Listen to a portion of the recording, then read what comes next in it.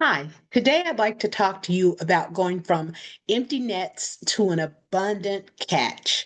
And I want to talk to you about following instructions. Yes, following instructions. And more specifically, I want to talk to you about following instructions when it didn't work out the last time. It's sometimes frustrating. It's hard to do to follow the instructions when it didn't work out for you the last time that you did something. But I want to look at Luke chapter 5, verses 1 through 11. And I'm not going to read it to you, but I'm just going to tell you what's going on in that story. And as I talk to you about this, I want to talk to you about the importance of following instructions, even when it didn't work out the last time. So what's occurring here is Jesus is teaching and preaching by the Sea of Galilee, and the crowds are pressing in on him.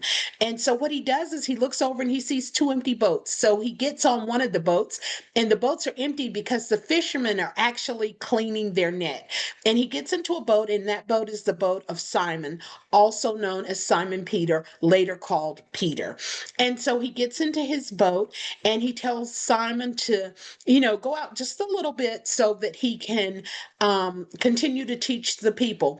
And so he continued to teach the people. And when he had finished teaching, he told Simon to go out into a little deeper water and let down his nets for a catch, or so that he can catch fish. And Simon says, Master, we've been fishing all night. We've been toiling all night. We've been working hard all night, and we didn't catch anything. But because you say so, we will, I'll take the boat out into the net and into the deep. And so that's what he did. He took his boat out deeper into the water, let down his net, and he caught so many fish that his nets were starting to tear. So much so that he called his partner and told his partner to bring their boat and to come in and to help catch these fish. And so I want to talk to you today about 5 reasons to follow instructions. 5 reasons that it's important to follow instructions. The first thing I want to talk to you about is growth. Following instructions actually allows us to grow. It looks beyond the challenges that we've encountered in the past, and it allows us the opportunity to grow. Um, so Simon, although he was a professional fisherman, people at that time fished at night because they got the best catches during the night. So this is during the day. And Simon is a professional fisherman. This is what he does to make a living. This is how he provides for his family. He's a fisherman. And so for him to follow Jesus's instruction during the day to cast out his boat and to let down his nets for a catch would have seemed strange. But even though the night before, the very previous night, they had gone out fishing, they had worked hard, and they hadn't caught anything, Simon decided to follow the instructions that were given by Jesus. He decided to go out, he decided to let down his nets for a catch. The second thing I want to tell you that following instructions, even if it didn't work before, may surprise you. It may get you a surprise. And so we know that some of the best things in life come unexpectedly. And so Simon may have just gone out, kind of going through the motions. Have you guys ever done that? Have you ever done something? Kind of, my mom used to say we did it half-heartedly. And so, have you ever done something kind of half-heartedly? Have you ever done something just kind of going through the motions, just doing what is required of you or what is requested of you? So I'm not sure of Simon's motivation. He might have been like, well, Jesus told me to do it, so I'll go ahead and do it. But maybe he wasn't really expecting what happened. I'm sure he probably wasn't expecting what happened because it was a surprise, because it was unexpected. But sometimes following instructions, even when it seems as though It's not going to work. Even if it's doing the same thing that you've done before and it didn't work for you, it can yield a surprise in the end. And I'm sure Simon was surprised by the amount of fish that he caught. The third thing I want to say is following instructions allows us to trust the process. It allows us to trust the process. Just because it didn't work the first time, or the second time, or the third time, doesn't mean it's not going to work. I think that I think that they said that when Dyson was trying to build the bagless vacuum cleaner, I think that they said that he did like 5,000 attempts before he actually got the prototype right and before it actually worked. So we have to trust the process, even though it seems as though it's not going to work. Even though the last time we did it, it didn't work. We still have to trust the process.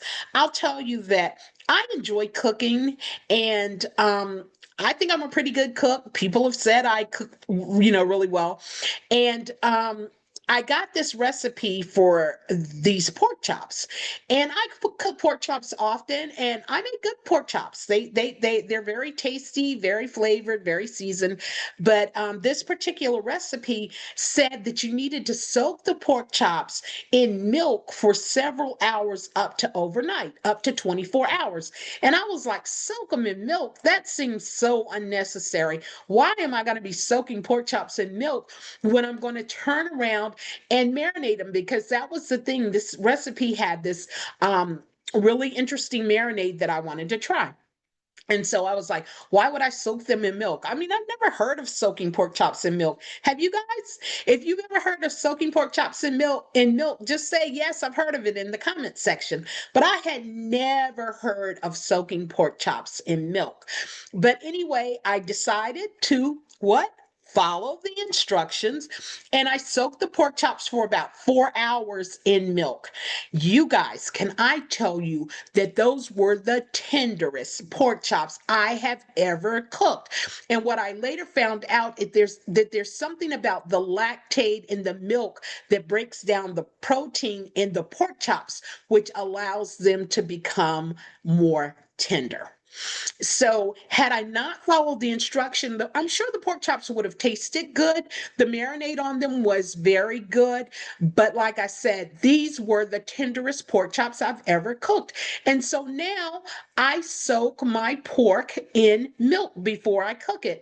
And yeah, and I rinse the milk off before I marinate it. And I don't leave the milk on it. But that milk, like I said, breaks down the protein in the pork and makes for a tender, succulent, juicy chop. And so I benefited because I trusted the process and I followed the instructions. The other thing, the fourth thing is that following the instructions helps build your faith. And so it helps build your faith in the person who's giving the instructions. Now, just imagine, had Peter not listened to Jesus, had Peter said, hey, Jesus, we did this before, it didn't work, we're going to go back out tonight and we're going to fish again, which was what they probably would have done because they were cleaning their nets during the day so that they were making preparation to go back out that night. But because Simon, I may say it interchangeably because it's the same person, but because Simon trusted Jesus and it built his faith and his trust in Jesus. And so when he went back out and he followed the instruction, they caught a tremendous amount of fish. But that's not the main thing, you guys, because that actually set up the way for Simon Peter to change from catching fish to being a fisherman of men. Because of his trust in Jesus, he was able to then go on and become a disciple and a key disciple. And he was able to spend the rest of his life spreading the gospel, This is the same Peter that stands up in Acts in the day of Pentecost and speaks to the people. And so he spent the rest of his life spreading the gospel. Why? Because he built faith and trust in the one who is Jesus, who had given him the instructions.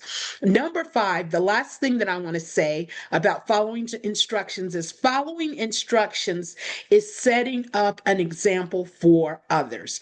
Because Simon followed the instructions, went out, caught so many fish that their nets were tearing, called his partner Andrew and his brother over, and they also caught so many fish that the boats were getting ready to sink. That's how many fish they actually had on the boat. Now, you better believe when they came back into shore with so great a haul during the day, not during the night, the other fishermen and people who were around must have started talking about the tremendous catch that they caught. They were an example for others because they saw what could happen. That was another testimony to who Jesus was and Jesus's miraculous power. And just like them, or just like him, as we follow instructions, and especially after it hasn't worked out for us in the past, but we continue to follow the instructions, continue to do those things that we are instructed to do, it becomes a testimony to others, and it motivates other people to follow instructions and to do what they're called to do. So, I just want to let you know that it's easy to dismiss the instructions, especially after it didn't work for you. It's easy to say, it didn't work, it isn't going to work. But I encourage you to continue to follow the instructions. I encourage you to continue to go back and do it again and do it again and do it again as many times as it takes until it actually works out for you. So the step of action I'm going to ask you guys to do or to take is to think of an area in your life where you've done something, you followed the instructions, and it didn't work out. And you basically just gave up and said, it didn't work, it's not going to work. I encourage you to go back and address one area that has been the case, and go back and apply those instructions again. Follow those instructions again and see if you get a different result this time. So it's my encouragement to you, follow the instructions. And I just want to tell you guys that I'm going to link in the description area a link to a free giveaway that I have. It's called the 7-Day Activating Your Faith Challenge. It is absolutely free, no obligations. I hope you guys will click the link and get the download of the 7-Day Activating Your Faith Challenge. So thank you for joining me today. My name is Jody Meza. This is Faith in Action, where we live faithfully and prosper abundantly. Have a great day.